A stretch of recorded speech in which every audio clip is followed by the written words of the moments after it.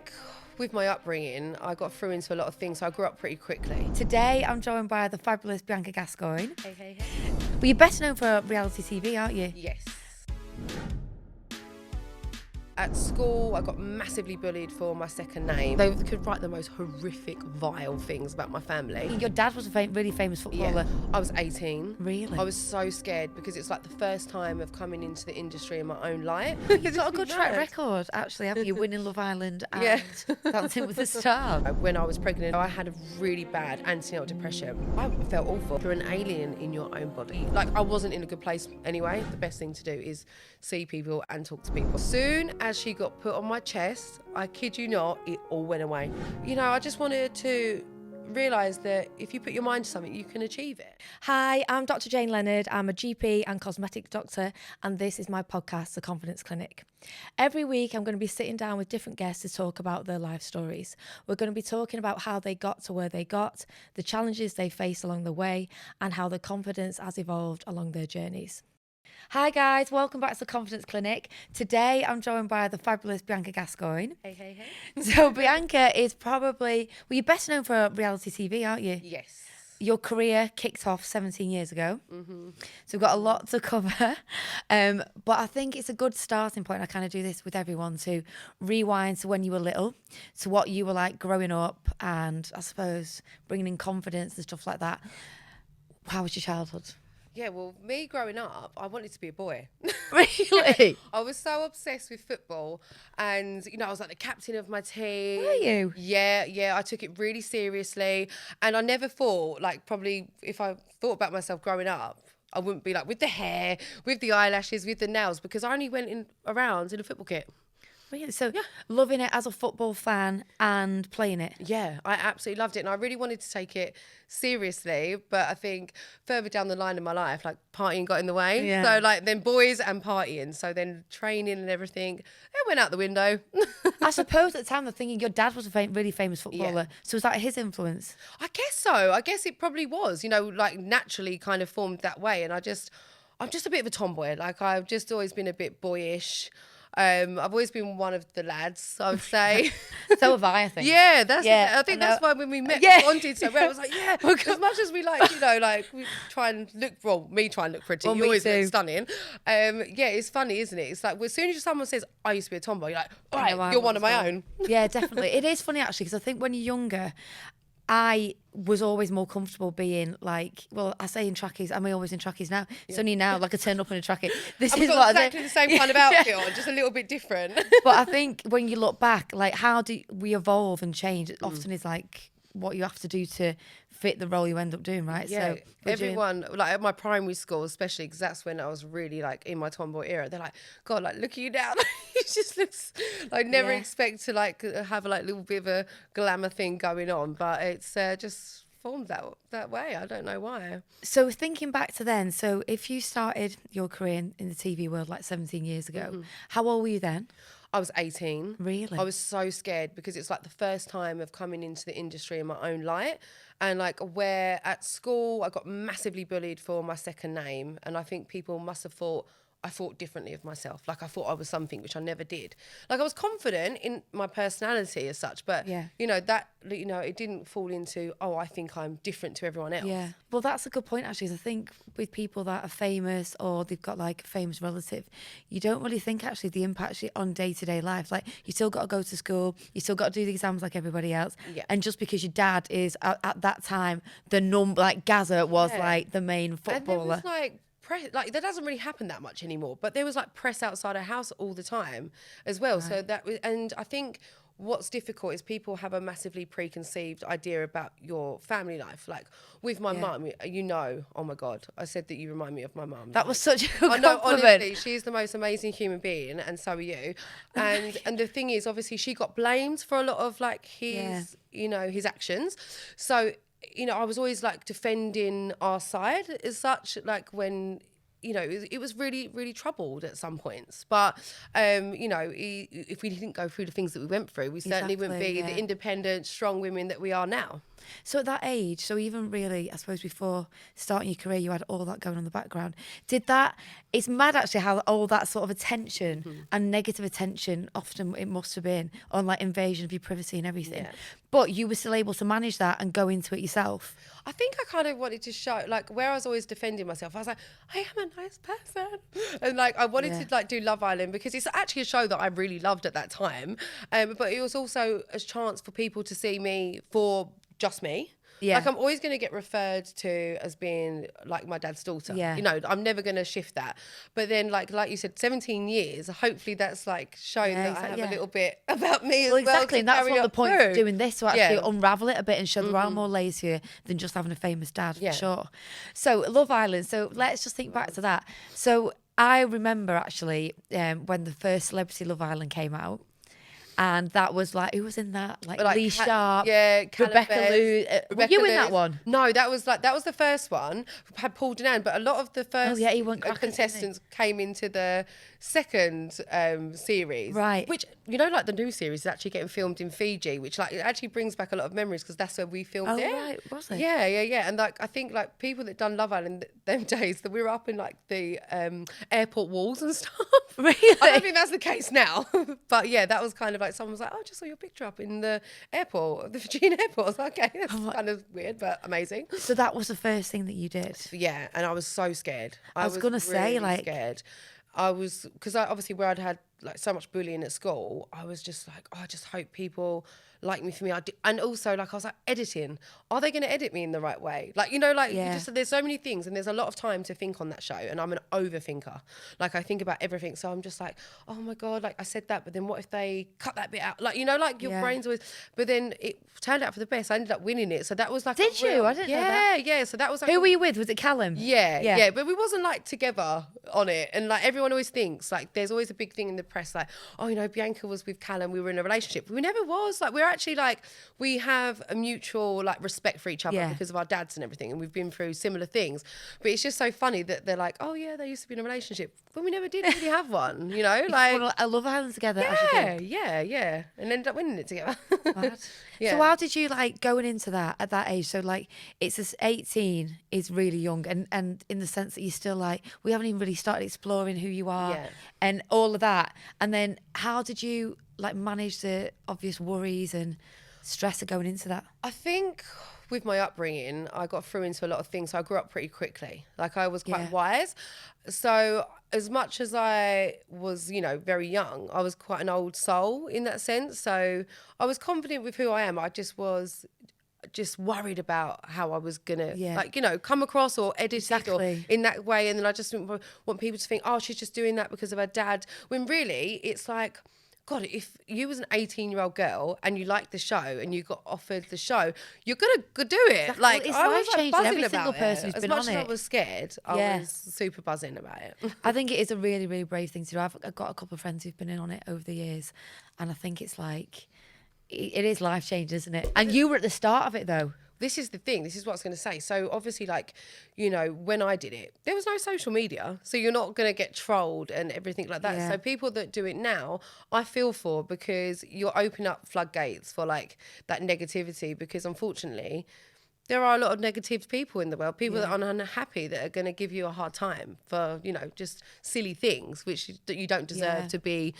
you know, been spoken and when you're that young, and we've seen it so many times, particularly with Love Island, hasn't it? How destructive the effects of that are. Yeah, for sure. But I always say, like, if I do interviews, they say, what would you give advice for any like new Love Islanders? And I say, look, you know, if people say bad things, they're unhappy. Like, happy people don't say bad things about people. Like, I'm generally like, I have my down days, don't get me wrong, but I wouldn't go out of my way to say something bad about someone. So like, you got to think of your mentality to do that is like really like messed up. And I mean, like, that is really wise. I think that's like definitely something I've learned, is that when people, I'm just too busy trying to do my life and trying to get everything to even think about anybody else and start pulling them apart. So I think that does show people who, you know, it's just when people have got something bad to say, it comes from them. Whenever I've got trolled, right? So this is like, I've always handled it quite well.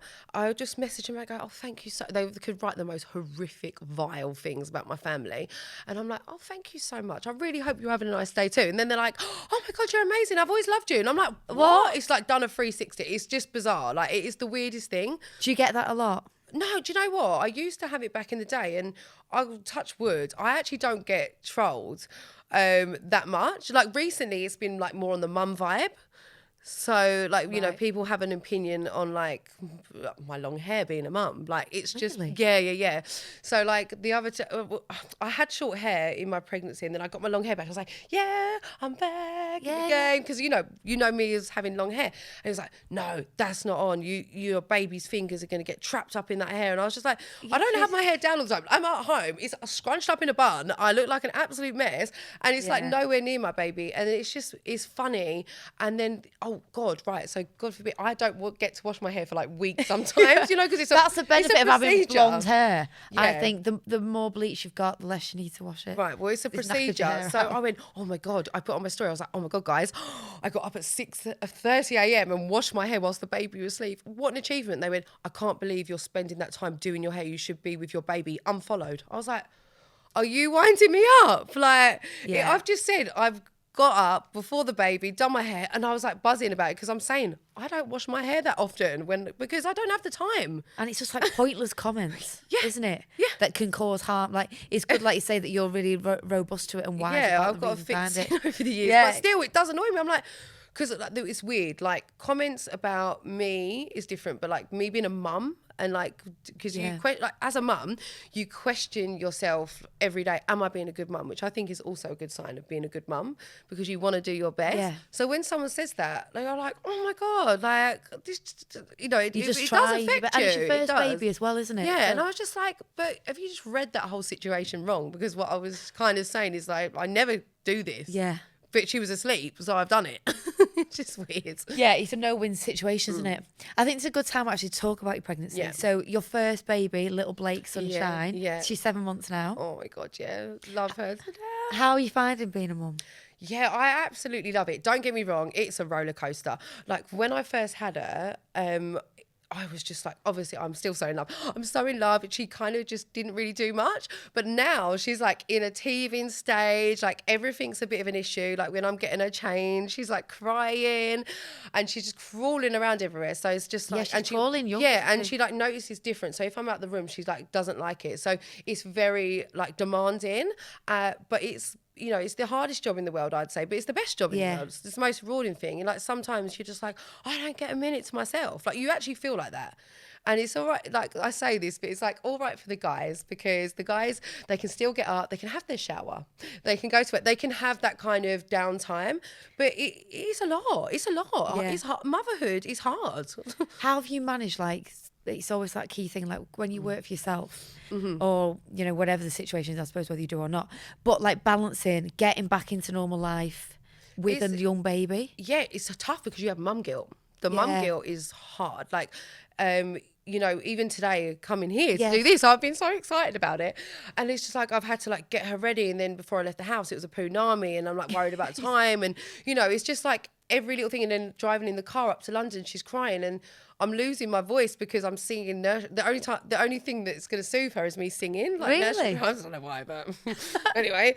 So then I was like losing my voice. I was like, I'm going to have my voice for this podcast.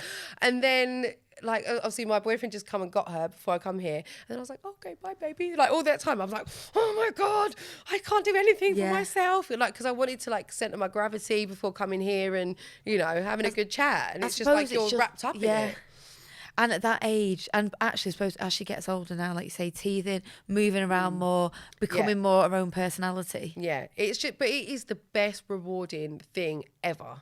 Like, as you know, I told you about it, you know, when I was pregnant, we was out, you know, I had a really bad antenatal depression.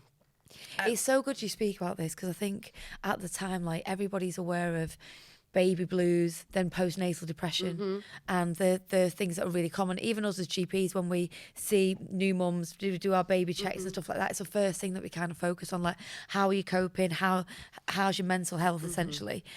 But no one talks that much about depression, anxiety, or any changes of just how you're feeling during the actual antenatal stage? Yeah, it's not spoken about, which is bizarre because obviously I spoke about it a little bit on my Instagram, and then so many people are like, oh my God, Yeah. I felt like this. But then like people are too embarrassed. Like people that have been in the public eye that have actually messaged me and was like, oh my God, like that's exactly what I went through. But I couldn't even talk to family, friends about it, let alone, Yeah. announce it. But it's unfortunately that was like my truth at the time. But now I look at it, and like with the postnatal, I actually think I was like quite lucky to have it during the pregnancy rather than after. Because as soon as obviously, even before I was going into my C-section, I said to my mum, I was like, what if I don't connect? I was like just freaking out, just crying, but like probably not crying in such like, oh my God, this is going to be the best thing ever. I was like scared. Yeah. And then as soon as like she was there, I was like, that's my baby. Isn't she the best thing in the world? Like, So did it just shift then? As soon as the baby was born? As soon as she got put on my chest, I kid you not, it all went away. It was the most weird thing. And I know like everyone doesn't have that same experience. Because apparently like people have reached out to me and said, well, mine didn't go straight away. And I said, I'm so sorry. That like I'm just telling my truth. I'm just like anyone that's going through it to give it a little bit of hope. But honestly, it went away and I was obsessed. And I was like, I want another one. I want another one. And then like now I'm like, I don't want another one just yet. I'm just like, I've got my hands fully full. And the thing is with Sunshine, she was such a good sleeper, and then now she's not sleeping well. So I'm like, oh my God, this sleep thing. And I'm like, I'm having I feel like I'm having a real taste of motherhood now. So just looking back then to the pregnancy and like thinking about the 3 trimesters as you go along, how were you feeling at the time? Like, can you remember what the sort of key, basically like what it was like for you? I felt awful. I was so depressed. Because normally, like I have my down days, but I'm usually an upbeat person, and I just wanted to be in a room, in a corner, not want to speak to anyone. Like I feel very sorry for my partner now because he obviously had to deal with a lot because it was such a change for him as well. But I didn't even feel like I wanted to be pregnant at the time, which is so devastating to admit. But I think me being honest about it can help other people. And I was actually dreading it. Like it's because of that. My hormones went through the roof. Like I'm a very emotional, sensitive, passionate person anyway. So I think that just kind of just went crazy. And then like, I just felt like my life was going to be over. I was super confused. But the thing is with me, I've got a great circle around me. Like my mum is super strong. Yeah. So I don't have a filter. So like, I just would go to her and be like, I'm hating this. This is horrible.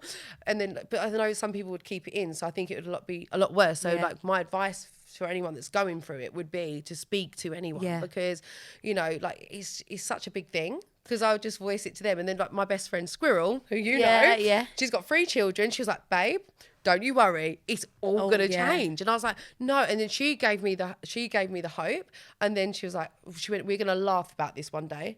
And then as soon as she was here, she went, I told you. I was like, okay. That's so important though, isn't it? Because like, I think that's a major thing for anyone who's got problems with the mental health at any stage, particularly in pregnancy, because it is, that as you go through it, your whole life's going to change anyway. So you can't reassure yourself that much. You don't know how it's going to be.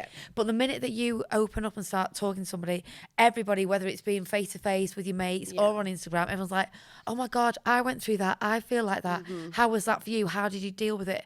And I think just getting the conversation started. But 100%. When you're feeling basically like shit, it's not really what you always want to be doing to actually get those conversations started. You're an alien in your own body. You really are, because you have no control over your emotions. Like it's the most bizarre thing. Like I haven't dealt with depression before, but now people that are going through it, I totally get it. Yeah. So I can give my advice to these people that are going through it, because you're in this thing, you don't see a way out at the time. You're just in your dark space, and you just like, I'm an extrovert, but I'm also an introvert. So I just went into my complete introvert state where I just didn't want to like see anyone or anything. But the best thing to do is see people and talk to people. Yeah, totally. And over that time, because 9 months, let's face it, it's a long time. Not only obviously the pregnancy and the adaptation of that, but how your body's changing and your hormones going up and down. Yeah. Did you notice how your feelings of depression changed during that time? Was it like it was getting worse as you getting more pregnant? Was it getting better as you getting more pregnant? Did you notice any trends in it? I think it was getting worse as time went on, because it was the realisation. And I was like, I don't feel right, so this isn't going to be right. Like I overthink everything. So I was like, why am I thinking like this? This must be how it's going to be then. Like, do you know what I mean? Yeah.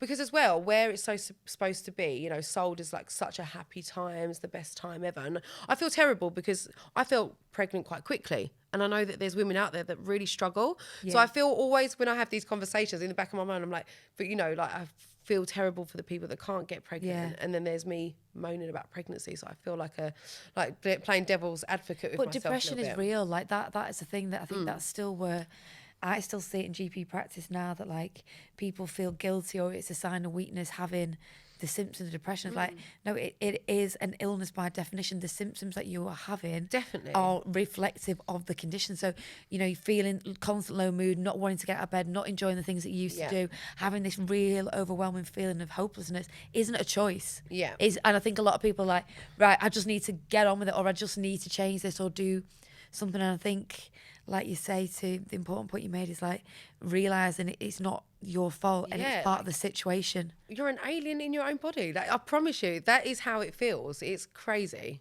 It really is. I think another thing to talk about as well is we all know during pregnancy your body changes as well as everything that's going on with hormones. And you kind of openly speak about how you've had not problems, but body dysmorphia is a term you mention quite a lot. How did you feel?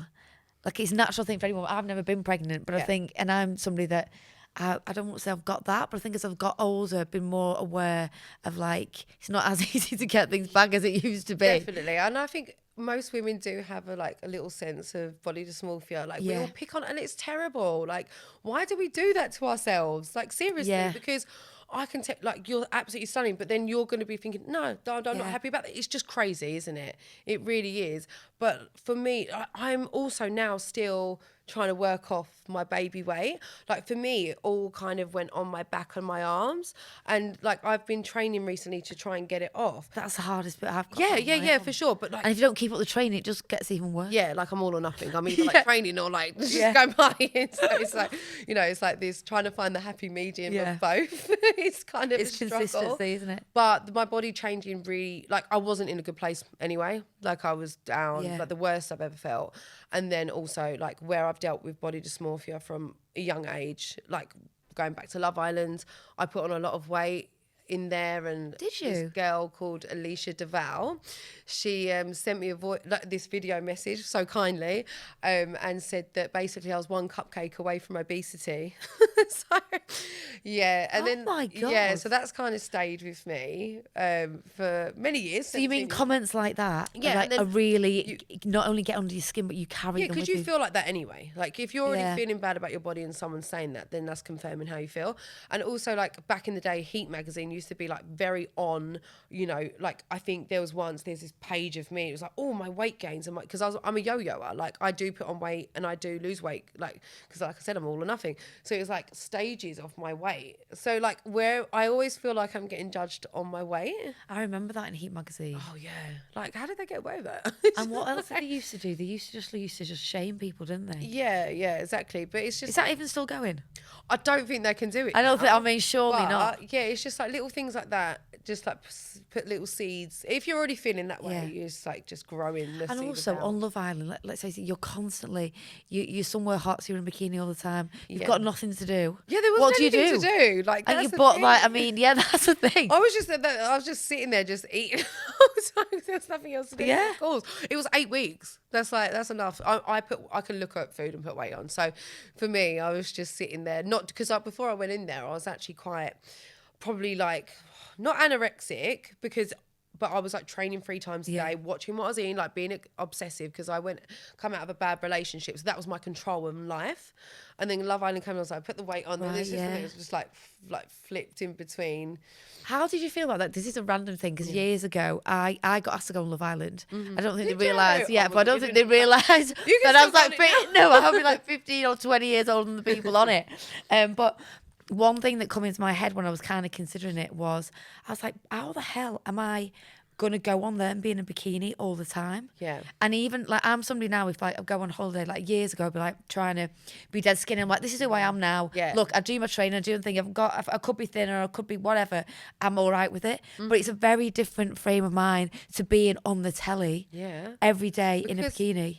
How did you say deal with if it? you've got a tiny bit of cellulite, you're gonna get Which everyone has. girls that are probably like not feeling good about themselves, being like, "Oh my god, did you see it on a cellulite?" Do you know what I mean? So Yeah. then, like, just small little comments. That's that what Heat can, like, magazine used to little do. Just put seeds in your mind about these things. But again, when you reflect on that, you must be proud of yourself for having the balls to do it. Yeah. Because even though there's negatives, you know that that's what people are sadly like you said, and it builds your sort of understanding of, unfortunately, some unhappy people out there projecting all the time. Yeah. But the fact you did it, you actually Yeah. got through it and won it. Yeah, I know. Like, you must have been doing something right. Yeah, that was just like that kind of confirmation of like people do like me, because where I had such a bad time with bullying at school. I went Yeah. to an all girls school, and it was just like it was always the older years as well. Like I was, I got along with everyone in my own year, but it was just always them.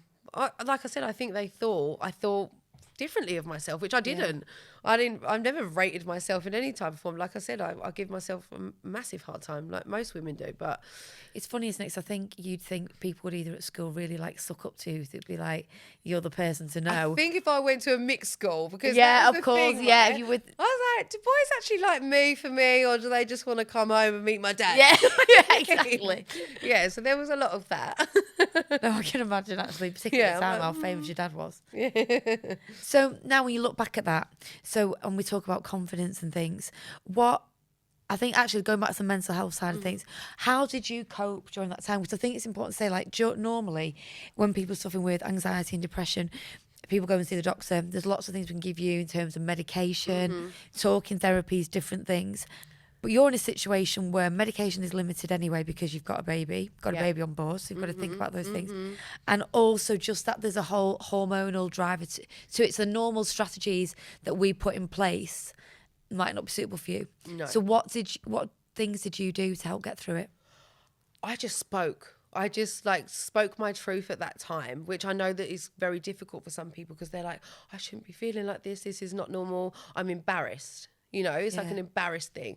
But I didn't have any filter with it. I was just ringing I was like, I don't like this at all. I hate it. Yeah. But then some girls would probably just sit and just think, oh, no. And just be quite quiet about it. So my advice would be talk.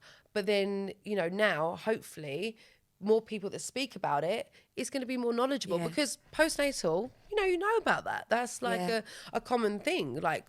People know what that means. But when I say to people, I had antenatal depression, they're like, what is that? Yeah. Do you know what I Yeah. mean? But No, if I was to have, I said, I go, it's similar to post, but before. They go, okay. Yeah. But it's just bizarre how it's not, It isn't come really, to light, no. because it happens more than you expect. And I think a lot of it is because everybody's aware that during the different trimesters, the hormones change. We had actually Amy Neville on my podcast recently. She was talking about hyperemesis. She had it terribly. So she's admitted to hospital and things like that. But a lot of that is driven by hormones. And then when the baby's born, problem solved type of thing. But with this, because you don't recognise it, you just put it down to hormones, not actually Hormones depression are itself. crazy, right? Seriously, us women, we go through a lot with this hormone. We had a brief discussion Yeah, you earlier were saying, about periods, I never really had periods. I never had the bad symptoms. I get a little bit emotional. I'd probably cry in an advert. But then now I'm really feeling it. I'm getting really bad pains. My hormones are crazy.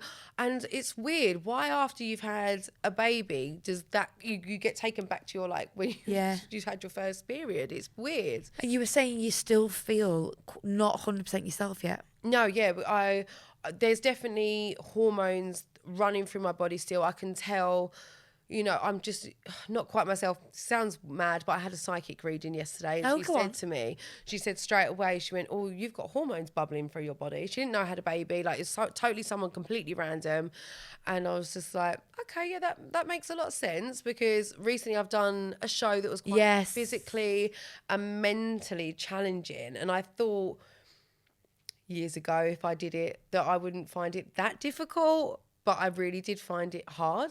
So that's incredible. So then for her saying that, I was like, I feel a little bit better about it now, because then that was my, I did the show 4 months after giving birth. I had a C-section as well. C-section. So yeah, and obviously my hormones were crazy through my pregnancy, and they're still there. When does the show air? The show airs, I think, maybe February time, but I'm not. Oh, wow. sure. Right. Yeah. Okay. Yeah. I mean, that is incredible. You can't talk too much about that, can you? I can't, unfortunately. No, but it's amazing. It's an amazing it's like challenge. one of the best, I would say best and worst experience at the same time, which is so mad. How long were you on it for? Or how long did it go on for the challenge? 8 days. Right. But it was a long 8 days. A long 8 days. A long 8 days. Actually, talking about some other things that you've But done. then I was away from my baby for a long Yes. time before that, because I had to like go into, hiding and all that kind of jazz. So it was it was tough. Like the mum guilt hit me hard on that, because I was away from her for so long. And did you say she was only 4 months old? yeah. That's really hard, isn't it? Because I think most people, God, I can only imagine, like, what people like you said on socials, having comments about stuff like that. But that said, you are a working mum, right? You work for yourself. These opportunities are rare. Exactly. So I need to make money. You need to, exactly. And also you need to still be thinking, right, it's not like, oh, I've got a maternity leave and then I'm going back in a year and everything will just be as I left it. It's not like that. It's a competitive market. So you've got to take opportunities if and when they come. Yeah, I was worried that it wasn't going to come around again. And I got offered it whilst I was pregnant. And I was like, oh my God, I've been wanting to do this and I can't even do that. I was like, I'll do it pregnant. They're like, you definitely can't do it pregnant. So then when I got, offered it the second time around, I was like, oh God, I did really fight my decision. But then I just thought, no, go for it. And when you, like, being away from it that age, because she's so little, 8 days isn't that long, I suppose, but actually in it must be, particularly when you're so like under pressure, you're being mentally and physically challenged. It was the the emotions build-up. of missing her must have been really intense. Yeah, it was like, obviously I don't have any help, like with, which is the way I want it. So I'm with her 24/7. So, in all, it was like nearly 3 weeks away. The filming process was 8 days, but so it was really tough. Talking actually about other challenges that you've done in your career. So one of the shows that's really impressive is the dancing show you did. Dancing with the Stars in Italy. How did that come about? Oh God. I think the reason why it come about is because my dad had recently done like the jungle in Italy. Had he? Yeah. So it's called something else. I can't actually remember what it's called, baby brain. What is it called? I can't actually remember. But it was the jungle in Italy, and they were looking for a blonde, bubbly kind of girl to do the Strictly Come Dancing. And I think my name got thrown out. And I had to do this interview, and they were like, right, you need to learn Italian. And I was like, oh my God. What, overnight? I am like a sporty person. I'm never been like, I'm emotionally like intelligent, but I'm not, learning languages and maths is not my thing. As one more older, I can't do maths either, and or languages. And I feel like that bit of my brain that can absorb. And also, like, if you're not in a place that's speaking it, it's even harder. But I used to live in Italy, but I went to an English school because my dad used to play for Lazio. But this was like when I was 3 years old. So I learned how to like count to 10 and say hello and things, but not like, So I've had this meeting and she was like, right, yeah, we really want you to do it. Like, got it straight away. And then she's like, but you need to like learn Italian. And I was like, oh my God, this is like the worst thing for me ever. And their shows out there are 5 hours, like in England, they're like an hour and a half. So there's like 5 hours talking. So like after 5 hours? After you've done your dance, you have to like stand and have a chat with the judges for a while. Like, so. Who's got time to watch that? They love it. They absolutely love it. Honestly, it's crazy. So the show, so instead of Strictly Here, is like an hour. Yeah. So Strictly Come Dancing in England, it's there out there. It's Dancing with the Stars, but it's Strictly Come Dancing. But it was just, honestly, like my anxiety goes through the roof now because I put myself under so much pressure trying to learn this language and learn how to dance. Yeah, I mean, you probably could dance, but like that's another level. Yeah, as well. yeah. So like obviously, like after I'd done my dances and everything, I had to like write sentences on my fingers, and they caught grips of it in the end. But they're like, "What are you reading?" And I was like, "Oh, because after like you're putting yourself under so much pressure, and then you don't want to say the wrong thing." And I think I did say the wrong things a lot of time. And I think I said something quite rude. Which Did you? Yeah, apparently I said I like to fuck. Right, but I didn't know I said that, right? So they're like, you do know what you just said? And I was like, no. Yeah. I feel like it kind of happened because it was funny. Like I kept messing up all my words, but I think that's what the Italian public found me endearing because I was trying, but it was totally going wrong. But I think what they liked, I think they never had a really like. I suppose I probably was like a Geordie Shore character to them in a sense, because I was just coming in and I thought, I'm not going to win them with like my smart chat or like savviness. And is your dad well known out there? Yeah, because he used to play for Lazio. Lazio. Yeah, so right, okay. Yeah. So I was just kind of just being a bit more like, ta-da, silly, because just showing my personality, because I couldn't come across how I wanted to, because I couldn't say what I wanted to say. And did you learn it to like a conversational level? You must have done. Oh, it's really weird, because I actually watched like a film the other day that was Equalizer 3, but it was like and it's like Italian, and like they were speaking in Italian, but I understand what they were saying. Like if you said to me now, speak Italian, I'd like freeze and go all weird. But like if someone was having a conversation, I'd be like, oh yeah, they're saying about it's bizarre. But I think I picked that up from a young age anyway. But yeah, that was definitely like one of the I really am proud of myself for Did you win that as well? Well, the weirdest thing is, right, so I actually did win it on votes, because it was a voting system. So it was all done on like Instagram, Facebook and Twitter. And then they had like their Italian Beyonce doing it as well, and she was in the final with me. They gave it to her, and then they had a phone line call, like, but there wasn't. So basically, they stripped that at the end of my title, which I'm kind of gutted about, and I've never really spoken about it.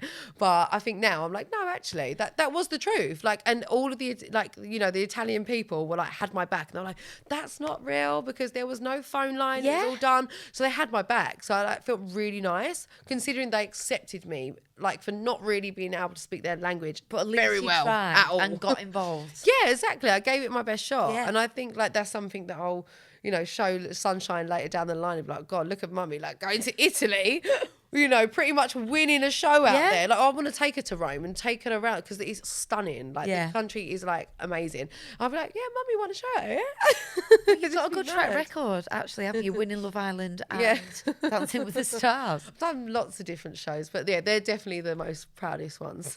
Amazing. So just talking about Sunshine again, and like, obviously now you being a mum and thinking about, what as like a role model to her, like what things, just kind of leading the way for her. What sort of things are you trying to put in place? I just really want, like, most importantly, is to think that I'm a kind person. You're like, oh my God, my mum, like, like she has a good energy about her. People like her, like I try and make people feel good. Yeah, and that's like the most important thing for me.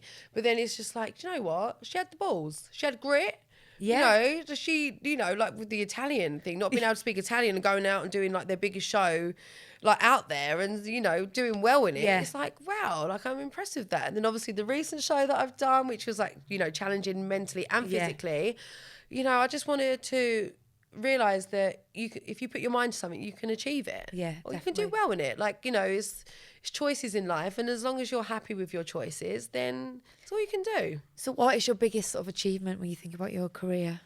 God, well, I would like different points of my life, so I think obviously having my baby is the main one, but like 18, the Love Island, going to Italy and doing extremely well on that show, and then the one that I've just recently done, which was so tough, like beyond belief, so shortly after having a baby. I think that's definitely they're all under pressure situations, aren't they? Every single one of them you've gone in for. Like they're extreme. Like you really are the underdog. Yeah. It's just like I just wing my way through life, basically. And that said, then, do you have any regrets about your career? I think I was speaking to my mum about like regrets in life the other day, and then I think with my career-wise, I fell into partying a little bit too much, because I came out of Love Island. I was suddenly liked. I was getting invited to all of these amazing cool places. You're dead young. They're like free pouring drinks. I like a party anyway, so it doesn't take me much.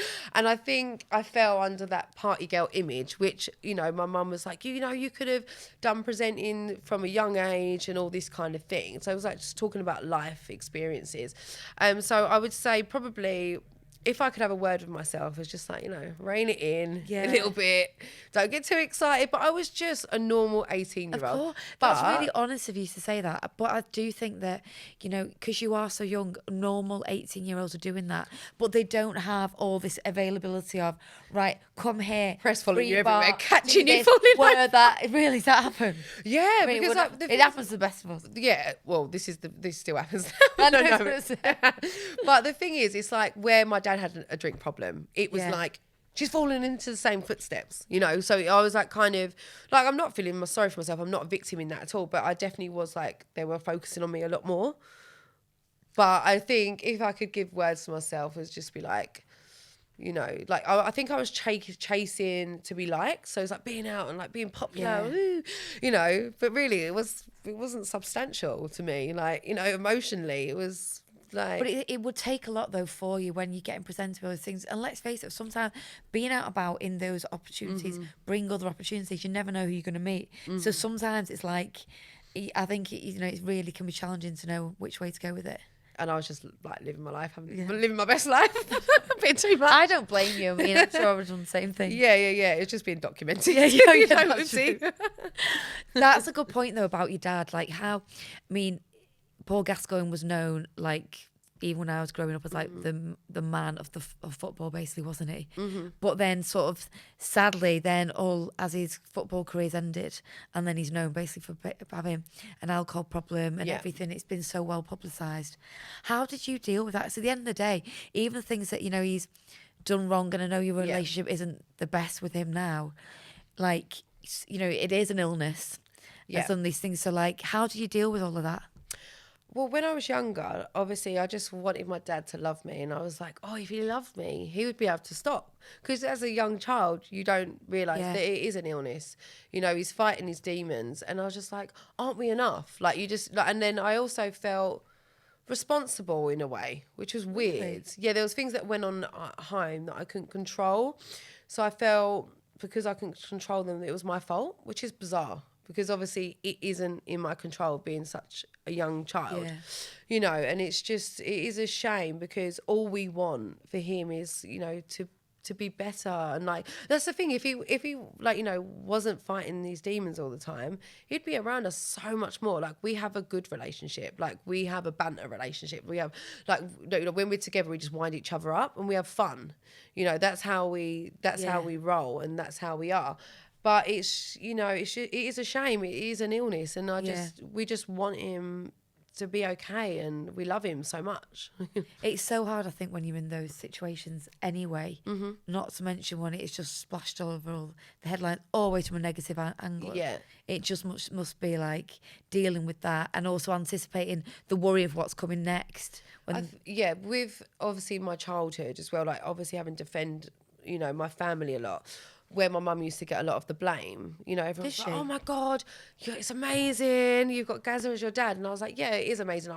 Don't get me wrong, I've seen the world, I've had fantastic times. But obviously those tough times are tough, you know, we're not going too deep into it. But my mum's conquered a lot from that. And, you know, where she used to get the blame of his drinking and everything, but really she was the person that had his back, helped him out with his finances, got him, you know, on, and she still helps him out to this day. Yeah, she's still on the end of the phone. They've been, I don't know, like to me, they've always been together because he's always around and they're always talking and she's always helping him out. He still calls her his wife, you know. It's just one of those things. It's a sad situation. Like, it really, really is, because if we could wave a magic wand, I'd want dad there, happy families, you know. But, you know, life isn't like that. Life throws you these things and it's just how you choose to grow from it. Yeah, and, exactly. You know, like, we don't see ourselves as victims at all. Yeah. And you're definitely not. No. I mean, look at like what you've done independently of all that. You've carved your own way. Yeah. Do you think that these experiences, being the mum of Sunshine now, will influence how you kind of take that relationship forward? Yeah, I definitely think so. I just want to be a good mum, you know. Like it's just like you've put pressure on yourself every day, and I'm just like, am I doing enough? Am I doing that? Like, should she be learning everything? And I just want her to be happy, and I'm just gonna be there for her every step of the way. I can already tell she looks into my soul every day. She looks so much like you. I love it when people say that though, because it's like when she was first born, I was like, oh my God, like, I felt like I know it sounds weird, but like I had another chance in life, and I'm gonna like give her the life, you know, the most like, well, try and be perfect life as possible, and like not go through the things that I went through. So it was like another chance for me to like, love and just, it's just, I just hope, Are you gonna have any more, do you think? Oh God! So after I first had her, I was like, "Oh my God, this is amazing! This love, this unconditional, Yeah. like this. I've never felt this way before." And then now she's teething, now she's crawling, now everything's a problem. Like, actually, I've got my hands full. Yeah.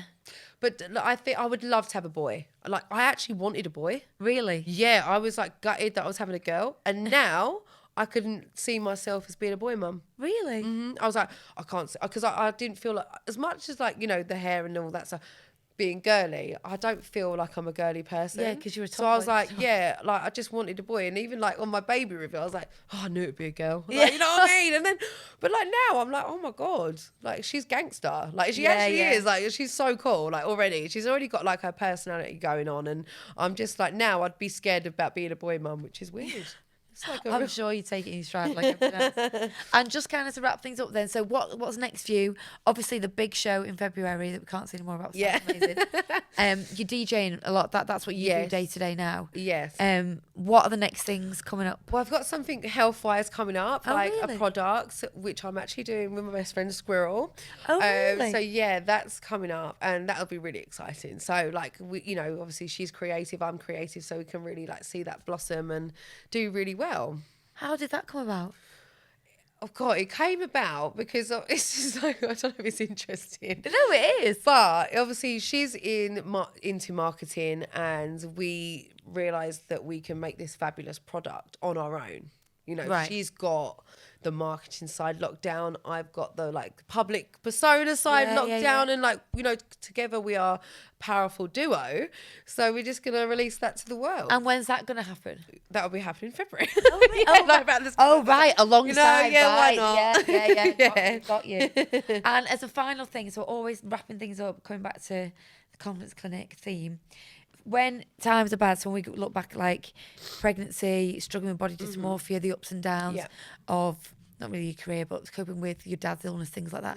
What tips do you have for anybody who's going through similar things, or just to try and keep your confidence and self-belief on track when things are getting a bit difficult? Yeah, I think always talk to people, because your nearest and dearest have always got your best interests, and like if they can be honest with you and just own your choices that you've made in life. If you're not happy, but just be like, that time, that was my choice. Just own the situations that have happened, and just think, I'm going to grow from this. Like I think everything happens for a reason. I'm very spiritual in that sense. And, I've had some shit things happen to me, but I'm like, actually, I grew, I learned that lesson, and just know that there is a bigger picture, and sometimes you have to go through bad things for you to appreciate the good things. Exactly, yeah, that's really good advice.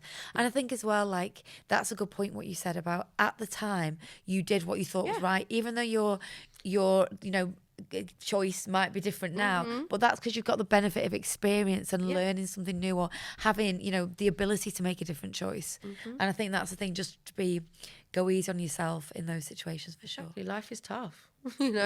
I'm just here winging it. Like, me too. Someone went to me, oh God, you just got this energy that you just wing life. I went, yeah, that's exactly what I'm doing. I've got no clue what's going on. You do. But just try and be positive as much as possible, and just enjoy it. Like, it's a short time we're here, So don't give yourself too much of a hard time. And I say that, but I do give myself a hard time. No, I do as well. But I think when you just come back to that and be like, right, if you can keep that positive mindset going, it always leads to better things. But it's natural for us all to kind of have moments. Effect. Yeah. If you think positive things are going to happen. If you think bad, you're just going to be like, I'm having a terrible day today. And then everything, you believe it, don't you? You're going to stub your toe, then that's going to happen. Yes. It was kind of like me on my way here, actually. But now, we've spoken. I feel so much lighter. We're going to have a nice dinner after this. Exactly. And then I'm just going to literally go home feeling fulfilled. So it's like there's a turning point, it's just life. No, thank you so much for speaking to me about all this, honestly. It's amazing. All this, your life, this is your life. Thank you, Diane. Thanks a lot. No worries. Thanks for having me. No problem.